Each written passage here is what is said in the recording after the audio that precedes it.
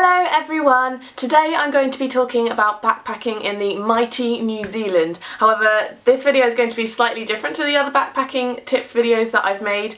They're mainly if you just fly into a country and don't have a plan at all. But when I flew into New Zealand, I was going by myself and it was for the very first time, and that's quite a scary prospect. Flying into a country on the other side of the world where you know absolutely no one and no one knows you, so I thought maybe I want to do some sort of group tour or something along those lines. And that was when I was introduced to the Kiwi Experience, and so that's what I'm going to be talking about today. But before I start, I just wanted to say this isn't a sponsor video. I don't work for the Kiwi Experience. I'm just answering questions based on my experience of going for a month last year. So firstly, what is the Kiwi Experience and how does it work? It is essentially just a hop-on, hop-off bus. The Kiwi Experience map of New Zealand looks like this. They've pinpointed all the specific spots that they stop off at for the night in New Zealand, and they've picked these points because there is something amazing to do in each place. So before you start, you pay for a bus route. Some of them are just the North Island, some of them are just the South Island, but most of them are very similar routes covering the whole of New Zealand. So you pick your tour and you hop on the first bus. There is a minimum time for each bus, which means it has to take at least that amount of time, and so that normally means staying in each place for just one night, sometimes two. However, if you want to stay for a whole month somewhere, that's completely fine. You can just book yourself up onto any bus as long as you complete the whole tour within 12 months. What do you do on the Kiwi Experience bus? Every morning when you hop on the bus, there is a clipboard which is handed around the entire bus. On this clipboard is a list of all the possible activities you can do in the next destination and all their prices. Literally all you have to do is write your name down to the activity that you want to do, and the Kiwi Experience will book you on either for that afternoon or the morning after, depending on when the bus leaves and what the activity is. They can also get you discounts on almost all the activities, so that is fantastic. Now, I won't tell you what activities you can do in each place because I found one of the most exciting things was sort of waking up and not knowing what you're going to do that day until the day.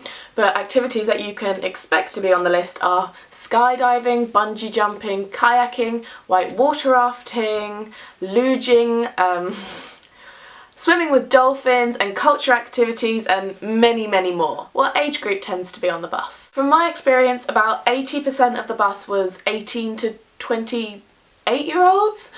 I believe if you are under 18 you can go if you're accompanied by an adult, but I didn't see any of this, and all the people who were over 28 most certainly fit in with everyone, just because everyone's there for the same purpose and everyone's just there to have fun. What type of people go on the Kiwi Experience? I would literally just describe the people on there as fun, the kind of people that you want to be your best friends. Many are loud, outgoing and party people, but some people are a little bit quieter, but everyone's there for the same purpose. Everyone there is just there to have a good time and have fun, so I would generally just describe everyone on there as happy and fun. Is it all drinking? My friends were asking me if it was all party, all drinking, and the other day I was in London and I started chatting to this guy at a bus stop who was from New Zealand, and obviously I mentioned to him that I did the Kiwi Experience, and he just goes, "Ah, the big green fuck bus." There seems to be this thought that the Kiwi Experience is just carnage, partying, drinking, sexy time, the whole time. I agree and disagree with this. I personally think you can have as much fun as you want.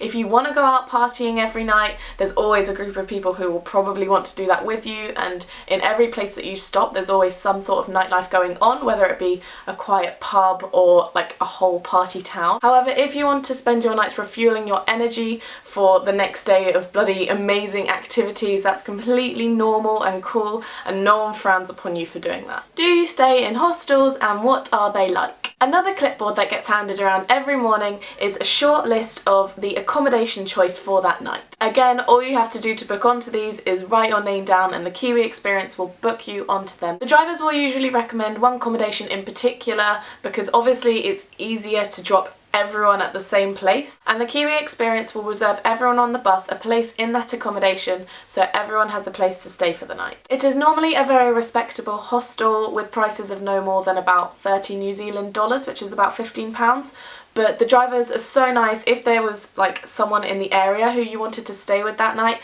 they will help you as much as they can to sort of drop you where you need to be within reason. How many people go on the tour at once? It's a normal coach size, and when I was there in April last year, the coach was full, so around 60 people.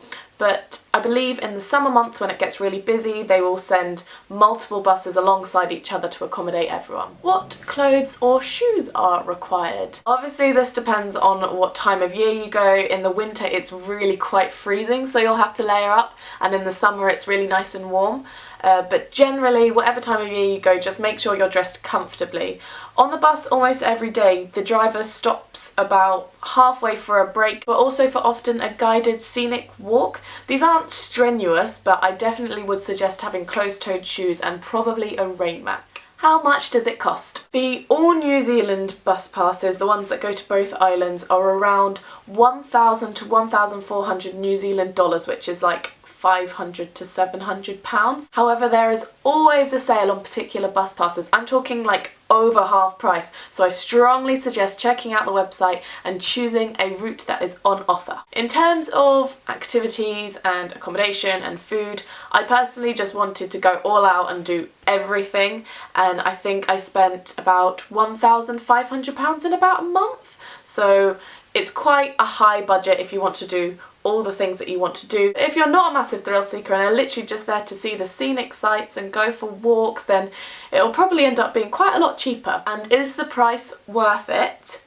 Yes, it most definitely is. I personally would pay the whole bus pass price to do it, but you know, when it's on offer over half price, you're bagging yourself a bargain. Oh, and one more thing to add, I found that most of the people there travelled the whole of New Zealand in about a month. Most of the tours are a minimum of 20 days, so allowing yourself an extra 10 days is a really good amount of time, especially in Queenstown. That's at the bottom of the South Island, so you get there quite close to the end of most of your trips, but I would spend a week there at least, especially if you're a thrill seeker, because there's so many activities to do in Queenstown. And I think that is it. Again, I hope that you found this video helpful. I strongly recommend the Kiwi Experience to anyone with any sort of sense of adventure, and New Zealand is a stunning country, so maybe if you don't think that the Kiwi Experience is the right thing for you, just travelling it in any other way like a camper van is guaranteed to be amazing. The next video that I'm going to do is going to be about Fiji, which is absolute paradise, so I'm excited to talk about that, and I will see you then.